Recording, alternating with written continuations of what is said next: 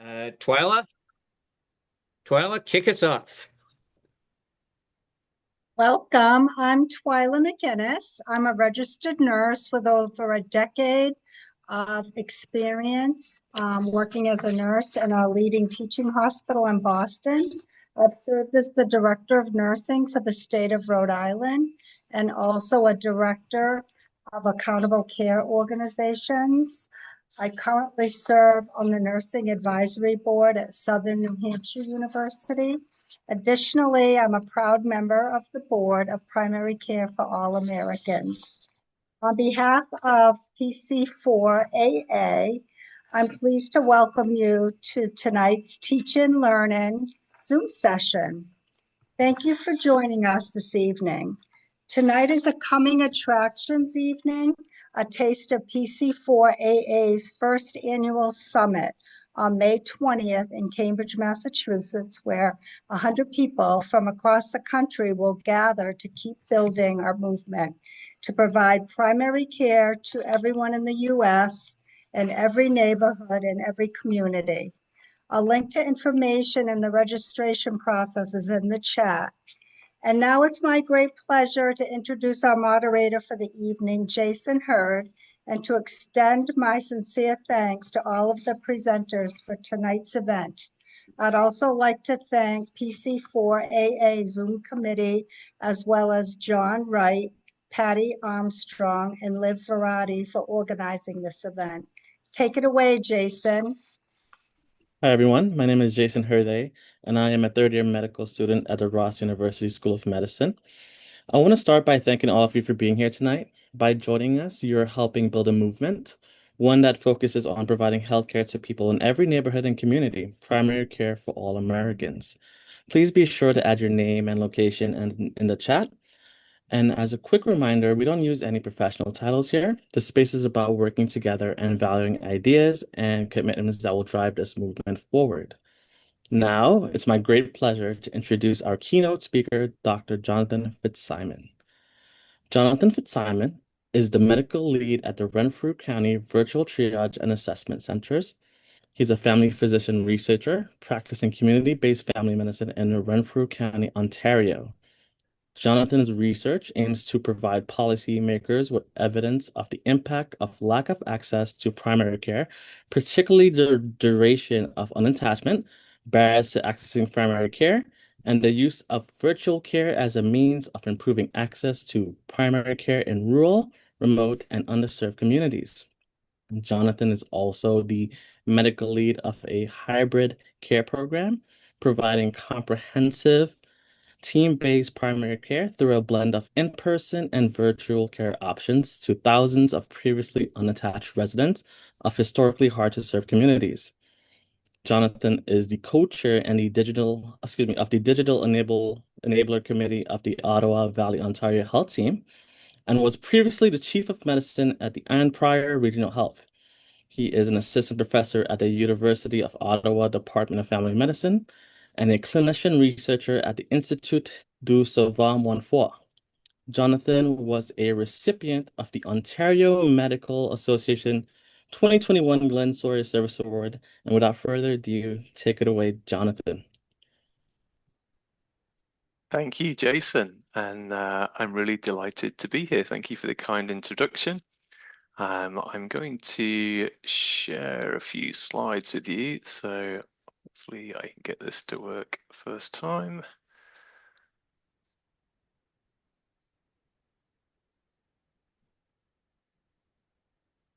And I'm just going to switch that over. And I think you should see my slide deck.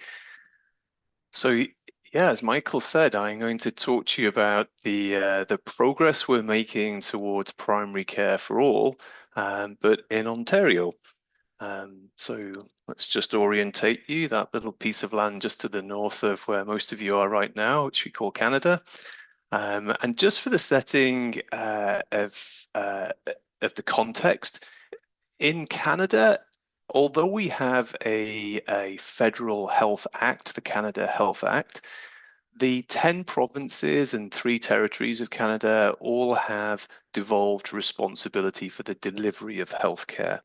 So when I'm talking about healthcare in Ontario, which is the largest population province in Canada, so of the 40 million Canadians, 16 million live in Ontario. And it's the responsibility of the provincial government of Ontario to deliver healthcare to those 16 million Ontarians. I'm going to take you back to 1971. Dr. Julian Tudor Hart. He was a GP working in South Wales. And he wrote what became a very famous paper in the Lancet and coined the phrase the inverse care law, talking about how the availability of good medical care tends to vary inversely with the need for it in the population served. And perhaps looked at it another way, what some people would talk about, those who shout the loudest often get what they want, and those who are unable to advocate for themselves or do not have advocates on their behalf, often the most needy of our population, tend to continue to go without. That was in 1971. And in the following years, we know there's a huge body of evidence driven chiefly by Barbara Starfield and her colleagues about the importance of primary care. And in Canada, we use the phrase attachment to signify that sort of ongoing, continuous, comprehensive, coordinated care, the first contact point for care.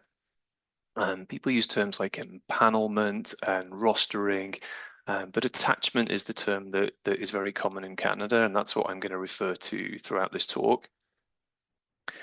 And yet in Ontario, we know that actually across Canada, about 18% of Canadians live in rural communities, and yet only 8% of the physician workforce practices in rural communities.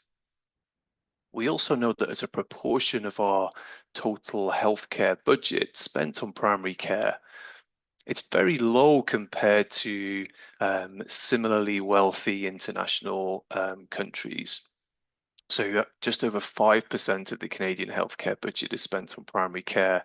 And when you compare that to other OECD countries, around 8%, and some of the very high-performing Scandinavian countries spend over 10% of their healthcare budget on primary care.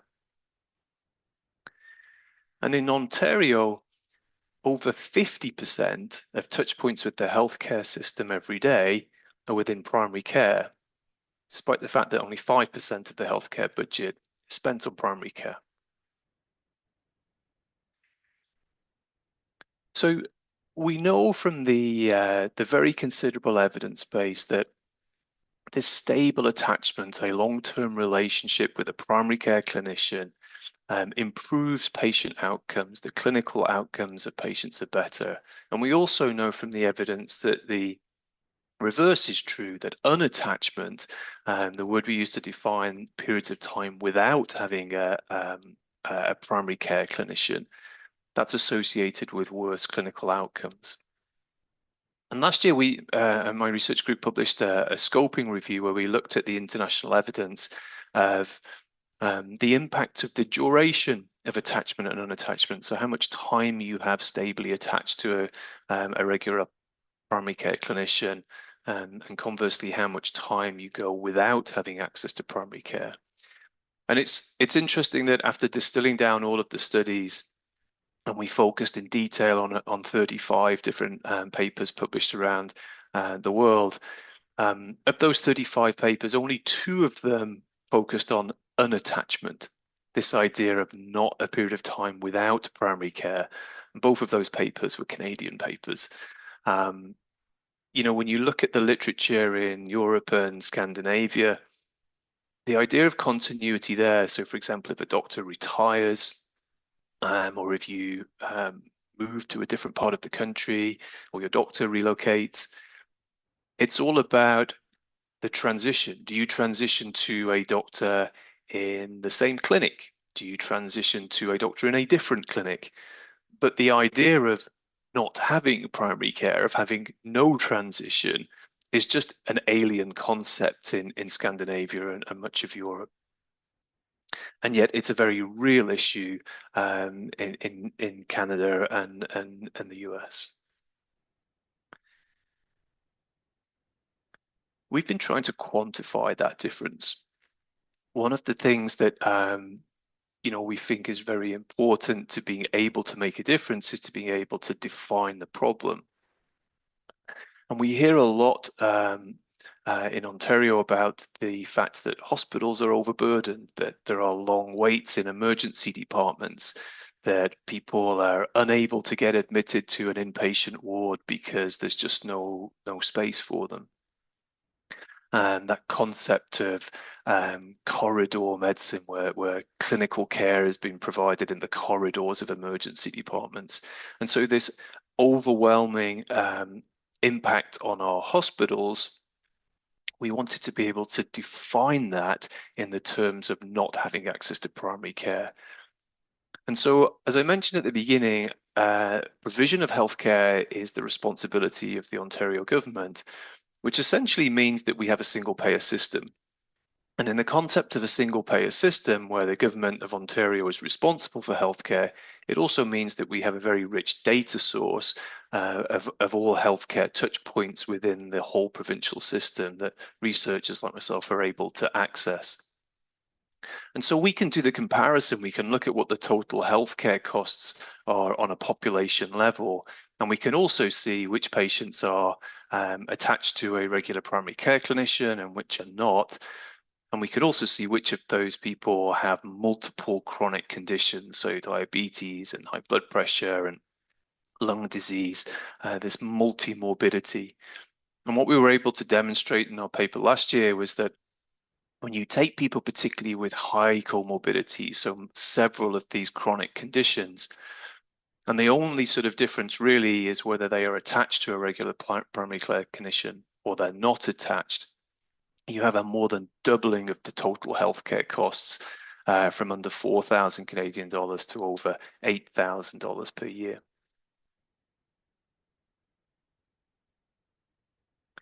Now, I work in Renfrew County. It's the largest geographic county in Ontario. It's sort of at the peak of a triangle between Ottawa and Toronto. And if, as I was mentioning to colleagues earlier, for those of you who've picked up that my accent is not originally Canadian, I'm from the UK originally, but I do make a very strong effort, however hard it is for my English roots, to drop my T's and say Ottawa and Toronto.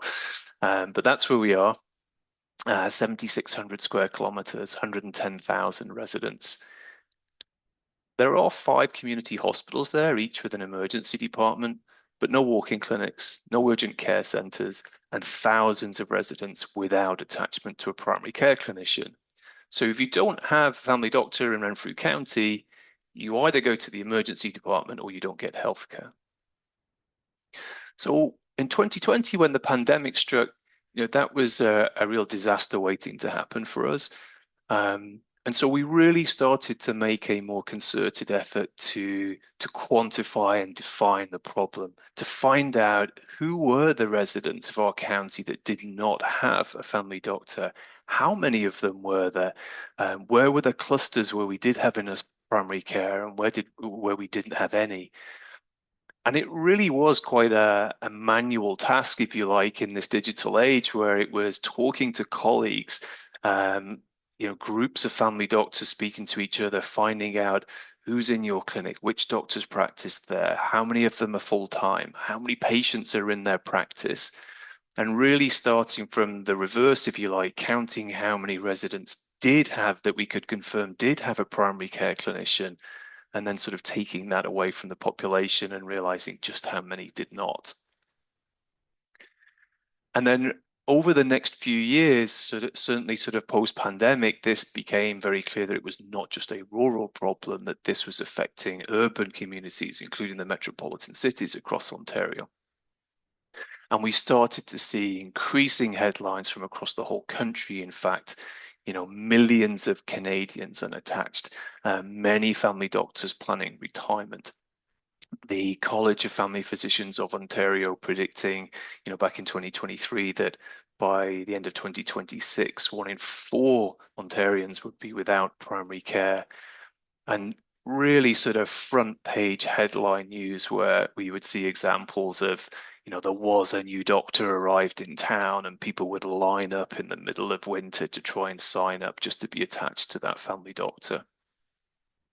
And so what we saw was this coming together of local people and clinicians understanding that there was a real lack of primary care. Formal academic published evidence quantifying the size of the problem, and then a real sort of headline news in the face every sort of day in the media about the impact that that was having on people. And this really came to a crescendo in 2024, particularly in Ontario, about just the inequity of the distribution of primary care and the scale of the problem. Now, in 2025, there was an election in Ontario, and well, I'll let you be skeptical, but the election was in February 2025, and in January 2025, the government of Ontario came up with its primary care action plan. When an election is looming, politicians come out and knock on doors, they need to speak to people, and what they were hearing loud and clear was, I don't have a doctor. My dad doesn't have a doctor. My granny doesn't have a doctor. Half of the people in my neighborhood are signed up in the local clinic, and half of us have to wait for 8 hours in the emergency department if something goes wrong. And that message just became overwhelming. And like I say, slightly tongue-in-cheek, we can be skeptical about politicians and their action plans just before an election. But credit where it's due, and to be fair to the government in Ontario, they really went big and they made a commitment not just to increase attachment to primary care or to see a slightly woolly increase in the number of doctors. They went firm. They said, we're going to connect every person in Ontario to primary care. This is 100% universal attachment to primary care. And they not only made that statement pre-election, it became law. It's defined in legislation now that by the end of 2029, all Ontarians will have the right to be attached to a primary care clinician. The second thing the Ontario government did was a really smart move. So Dr. Jane Philpott, family doctor by background, previously, she then became a member of parliament in Canada. She became the federal minister of health in Justin Trudeau's Liberal government. She actually resigned from his first government and went to become the dean of the medical school at Queen's University in Kingston, Ontario. And then she was recruited by the Conservative Ontario government to be the chair of the primary care action team. So a family doctor by background, politically acceptable from across the political aisle in Ontario, very well respected by the public, championing the cause of primary care in Ontario. And the government, again, made the commitment realistic. They put their money where their mouth is. So starting off by saying they would invest $1.8 billion to achieve this goal of ensuring that all Ontarians have access to primary care, and setting out a defined timeline for how we would get to the point where these 2 million Ontarians without primary care would start to have attachment. We're not letting them off the hook. We're keeping sort of holding the politicians' feet to the fire, as they say. We published the paper earlier this year, which again made front page news in Canada. This time about the impact on mortality. What we were able to show is that it's not simply about the cost in dollars and the impact on our emergency departments and hospitals, but when you take the population with these multiple chronic conditions, the risk of dying when you don't have primary care is significantly higher. In fact, perhaps one of the criticisms we've had, or one of the focuses of the primary care action plan, that how it could be done even better, is to think about who we start to get attached first. When you take an unattached resident with multiple chronic conditions and you compare them to someone who doesn't have any current health conditions but does get attached to a family doctor, the risk of dying in the next year is 12 times higher, 16 times higher for premature mortality, dying before the age of 75. And you can see in the chart in the bottom left there, as those sort of those colored dots spread out to the right, we're seeing those odds ratios, the risk of dying, comparing people that have multiple chronic conditions, that's the ones in red, to those that don't have any chronic health conditions, those in blue.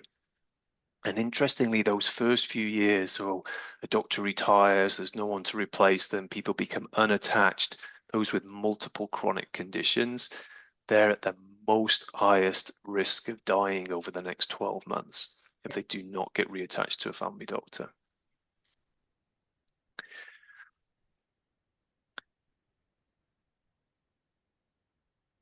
So a lot of work has been done. Ontario has made progress. The budget has increased up to just over $2 billion now.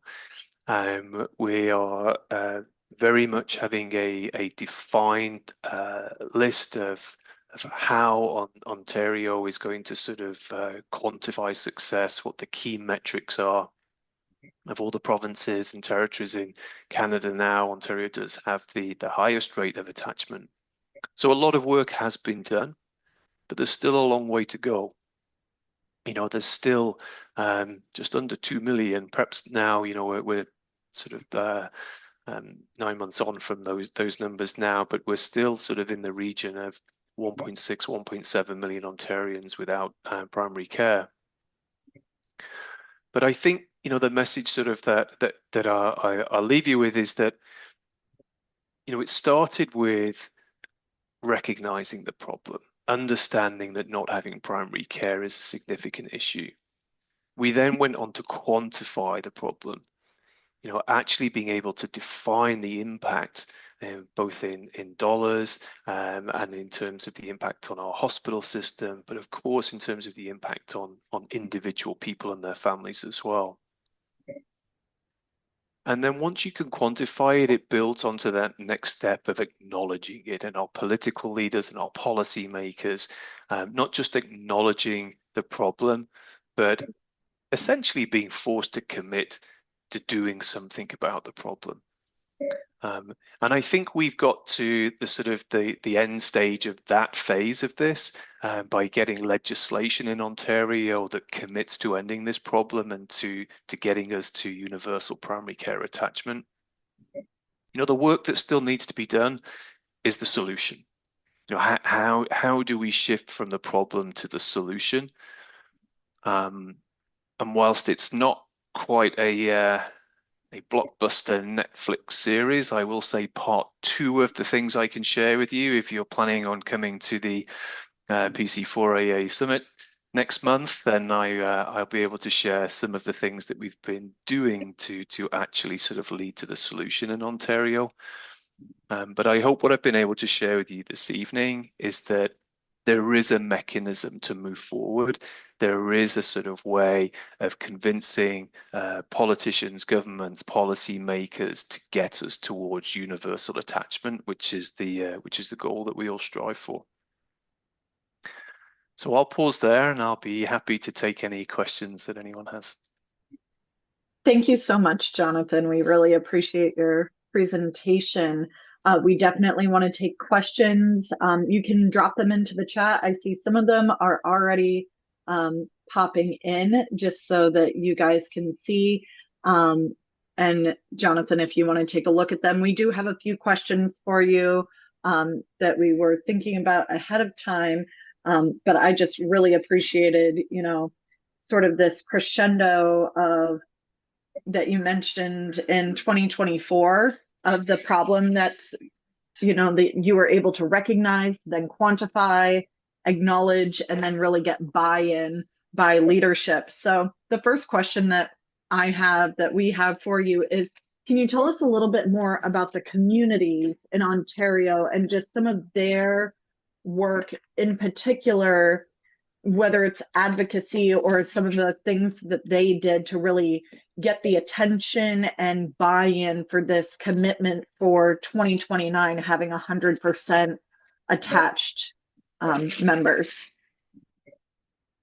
Yeah, I think that that word advocacy and that sort of concept of this being a community locally led process is very important, actually, Paddy.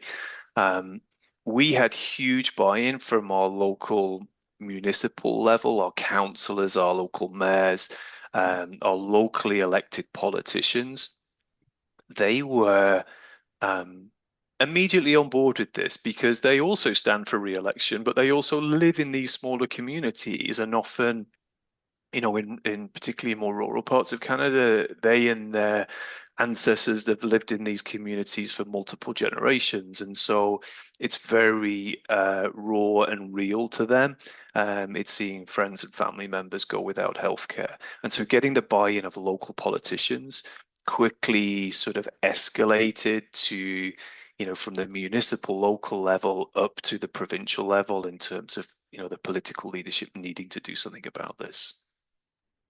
Yeah, I mean, I think it's so easy easy might be the wrong word, to get that buy-in when there is that critical need, that escalation, and it feels personal for people. Of course, that's when we see that more immediate buy-in. I think there was a great connection when you mentioned the quantifying and the acknowledgement to give people actionable steps.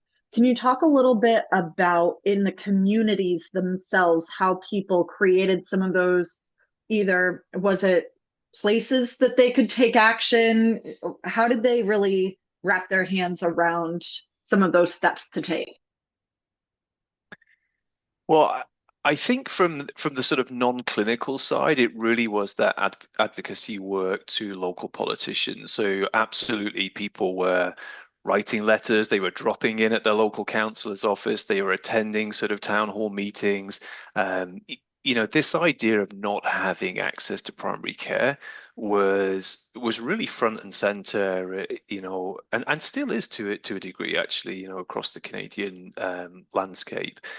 I think at the clinician level, it was a case of doctors, nurses, interprofessional health professionals,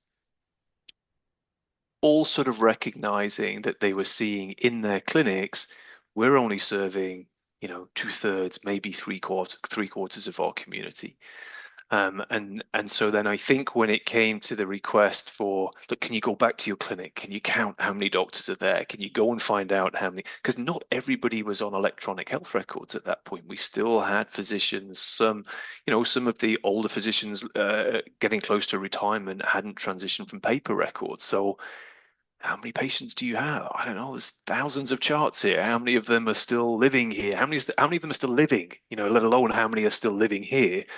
So it was actually quite difficult to do that. So the willingness to do that work and to really give an accurate process of quantifying the problem was very important as well.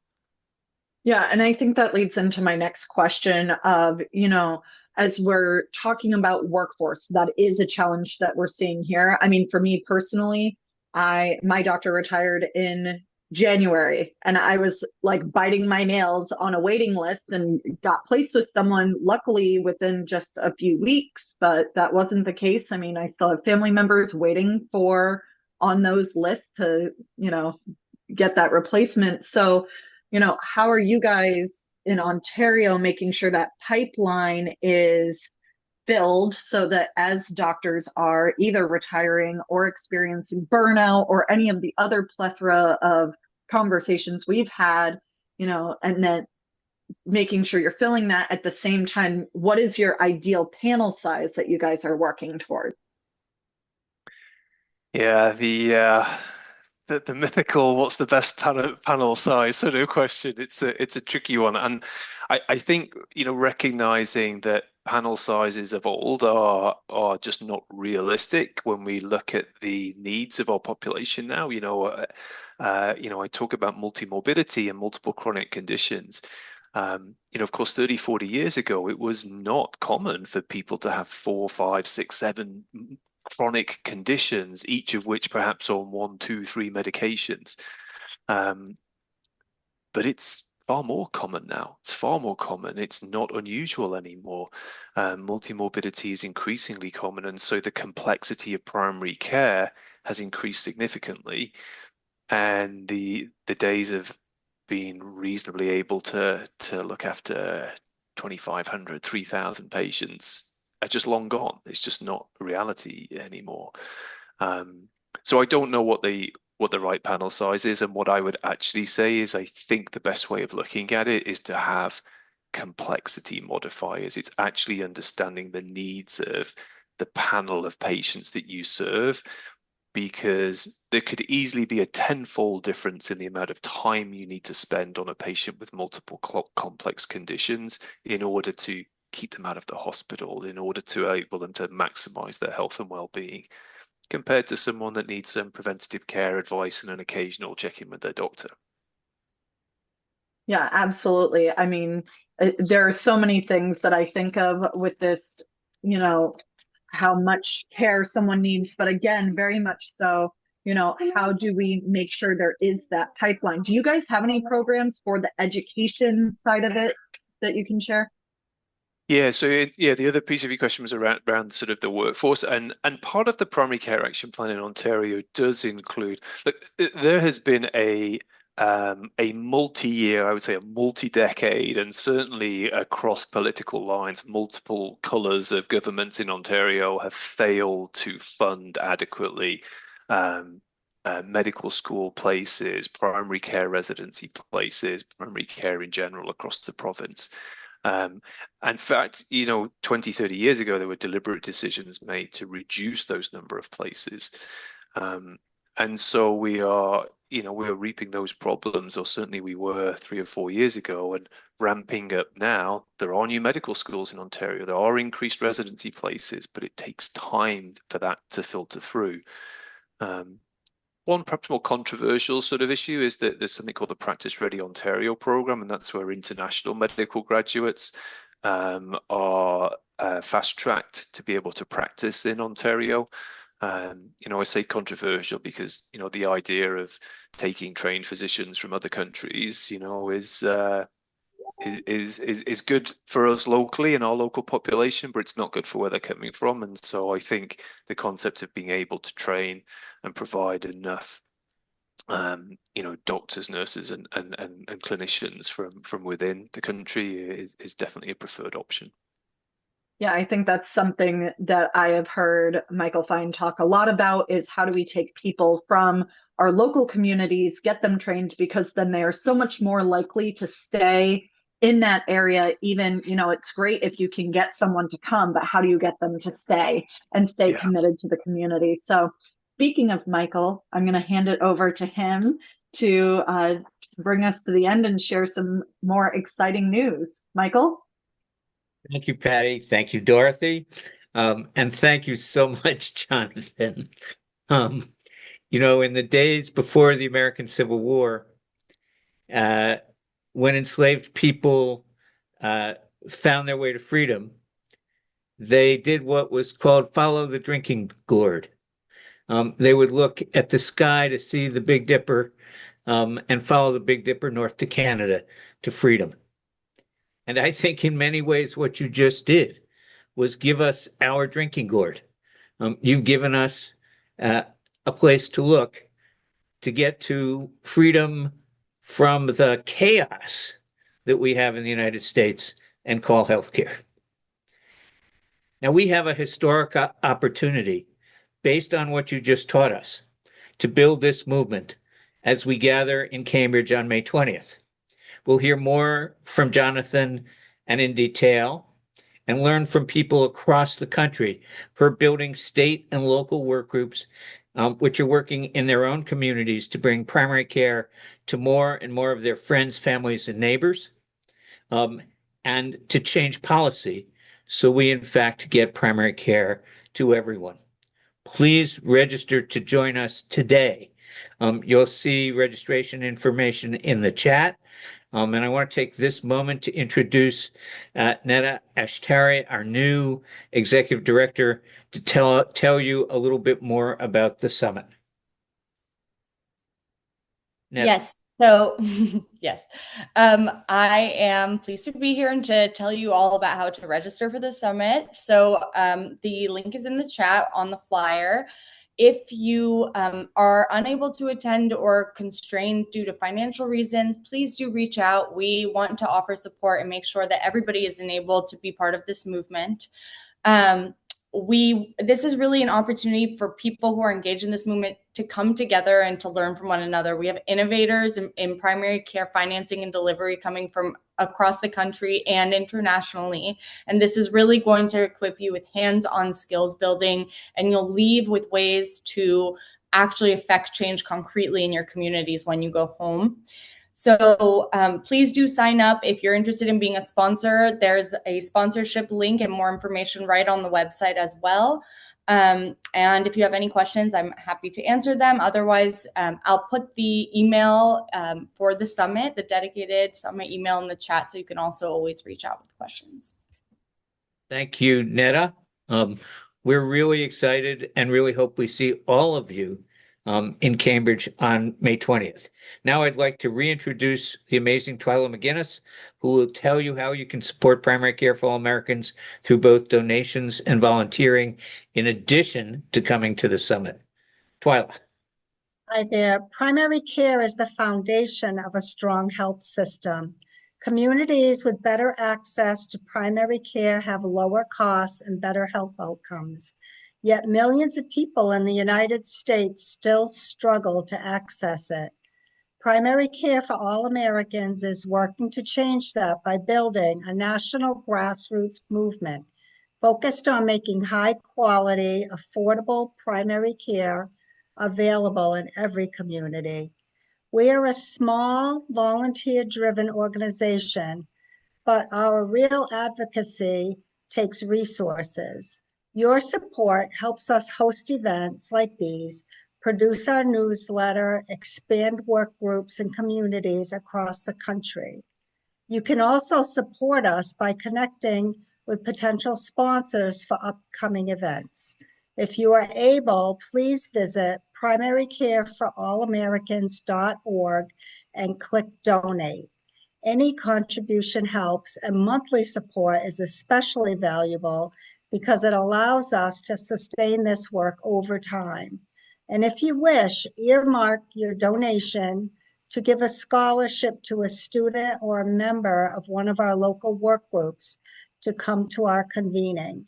$250 covers that cost, and each student or community person who comes will help us build the healthcare system of the future, the one that brings everyone in and makes everyone healthy, as it saves the dollars we need for education, housing, public transportation, and community development, the other essential services that matter most for health and community.